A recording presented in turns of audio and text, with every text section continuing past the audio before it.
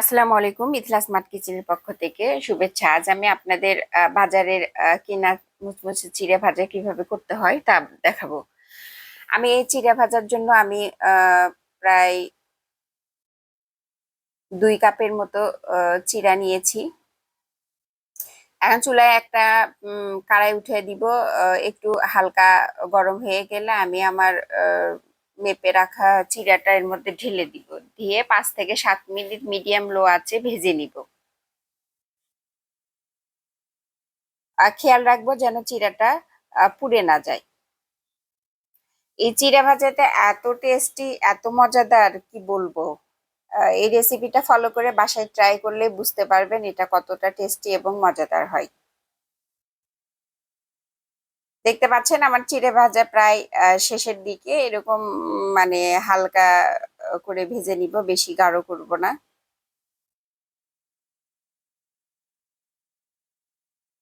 আপনার কালারটা যখন এইদিকে চলে আসবে, এরকম হবে, তখন আপনি বুঝে যাবেন যে আপনার চিড়া ভাজাটা প্রায় হয়ে গেছে। বিকেলের নাস্তায় এই চিড়া ভাজাটা এত মজা লাগে, এত ক্রিস্পি হয়, কি বলবো।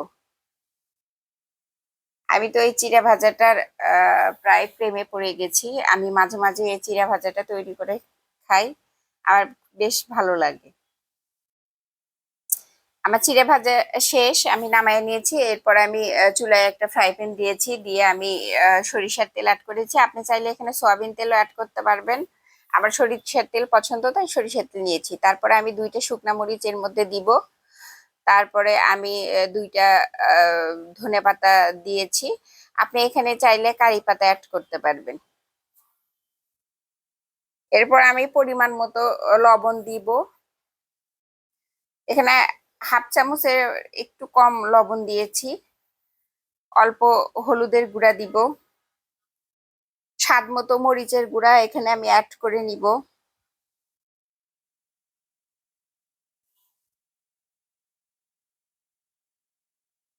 আমি মরিচের গুঁড়াটা দিয়ে দিলাম।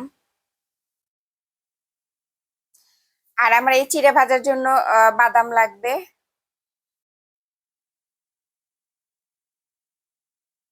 আমি বাদাম অ্যাড করে দিচ্ছি এই পর্যায়ে।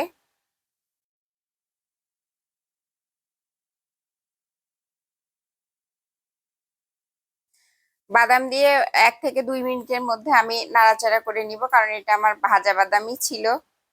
এরপর আমার আগের থেকে ভেজে রাখা চিড়াটা এর মধ্যে ঢেলে দিব।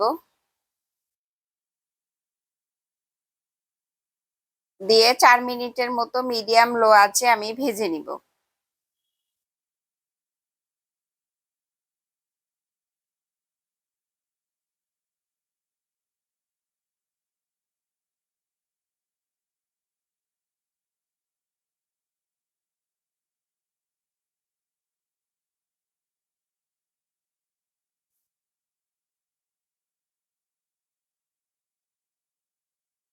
দেখতে পাচ্ছেন সুন্দর একটা কালার চলে আসছে।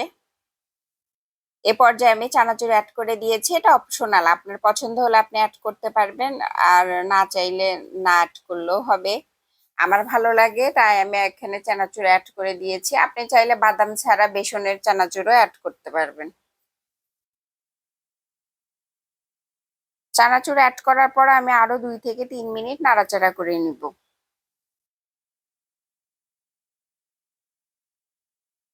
আমি একটু কাঁচামরিচ অ্যাড করব স্বাদের জন্য। আপনি পছন্দ না করলে স্কিপ করতে পারেন, তবে কাঁচামরিচ অ্যাড করলে আমার ভীষণ ভালো লাগে। আশা করি আপনাদেরও অনেক ভালো লাগবে। বাসায় চিড়া থাকলে আপনি এইভাবে মুচমুচে চিড়া ভাজা রেডি করতে পারবেন। একটু আলাদা ভিন্ন স্বাদ পাবেন। আসলেই খুবই টেস্টি, খুবই মুখরোচক এই খাবার। খুবই ভালো লাগে।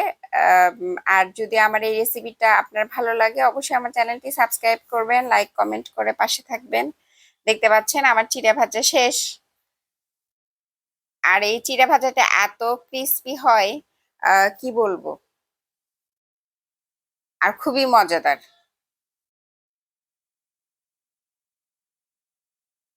একদম বাজারে কেনা চিড়া ভাজার মতোই কিন্তু এই চিড়া ভাজাটা।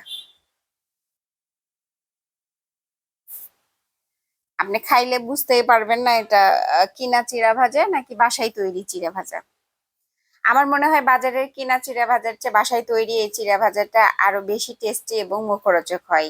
দেখতে পাচ্ছেন আমি সার্ভ করেছি, কতটা ভালো লাগছে।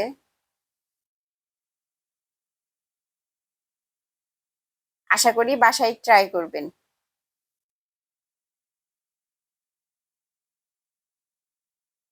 আল্লাহ হাফেজ।